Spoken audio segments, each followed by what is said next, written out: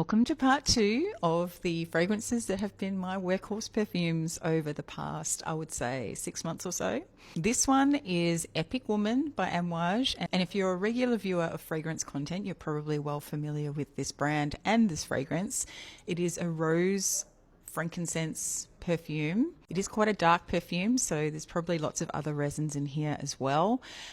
The rose in here is absolutely beautiful. I would say this is probably a perfume that really started to put rose on my radar because historically I have not been a rose fan in perfumery. I've not minded it being in perfumes, but I have never really been one to wear rose dominant perfumes. But the rose in here kind of got me more curious about rose in perfume generally. Anyway, I have been wearing it quite a bit, and it works really well in winter, obviously, because it is so resinous, but I wear this one all year round. It's fantastic. So that is Epic Woman by Amouage. Hang on, let me take my glasses off. They were slipping down my nose, and I hate that. While we're on the topic of Amouage, let's talk about a new one from their line. This is Existence. I have these samples, which are mostly done. All three of these are kind of at different levels of consumption. This one's almost done. This one has a couple of drops left in it, and this one I think is about half full.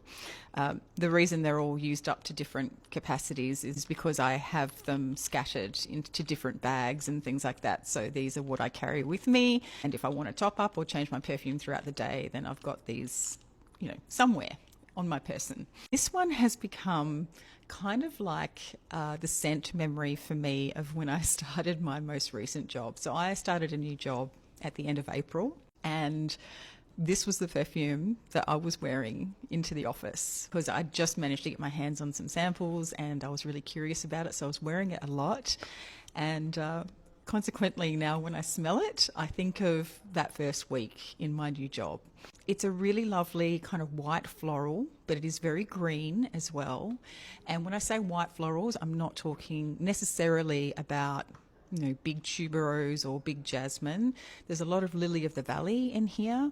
So those really light sort of almost aromatic florals. As I said, it's very green. There's lots of frankincense in here as well, that beautiful Amouage frankincense, and I just love it. It has become a perfume that when I put it on, I just feel like me. And I also feel very put together and clean, and I feel like I smell good to other people as well, even though I don't think anyone has actually commented on my perfume since I've been wearing it, but maybe one day.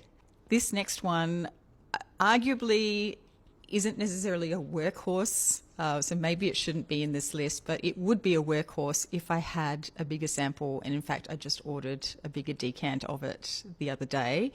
This is Rahele by Neela Vermeire Perfumes. This one actually is quite similar to Ombre Royale for me in my head. I couldn't quite figure it out when I first started smelling this, and as it turns out, I think it is the osmanthus that's in here that is very closely linked or is very similar to the way the osmanthus is done in Ombre Royale. They're quite different perfumes. Where Ombre Royale is very translucent and spicy but still has that leatheriness to it, this one is more buttery and floral and more opaque and dense and a little bit more heady. So this has probably a little bit more presence to it than the Ombre Royale, which the Ombre Royale is probably more, it's just light. It's just a lighter wearing perfume. And in my head, I guess I think that the Ombre Royale might not be quite as noticeable to those around me. But this one, really, really beautiful. I'm still trying to work out if I can justify getting a full bottle because, again, the scent profile reminds me quite a lot of Ombre Royale, but I really like the way this one is done, and I love this buttery feel that the leather has in this perfume, or osmanthus have in this perfume. So that is Rahele by Neela Vermeire. Next one is one that I only have decants of. I have finished a 5 ml decant and I have repurchased another 5 ml decant. This is Musc de Sable by Les Indomptables. It's a very almost talcum powder like musk perfume, and I don't know what it is, but I just absolutely love this perfume. It is so addictive, so comforting, really, really good for the colder weather. And I don't even know what the notes are. It kind of has this cashmere feel to it. So it's talcum powdery, it's dry, it's got this sort of musky texture to it. But then also I wonder if there's like some kind of cashmere accord or cashmere type note in here because of the feel that it has. Absolutely beautiful. I think there's also quite a bit of iris in here. And the perfumer is one of my favorite perfumers, which is Antoine Lee. I don't yet have a full bottle of it, maybe one day, but it's really hard to get these perfumes in Australia at the moment. So hopefully in the not too distant future.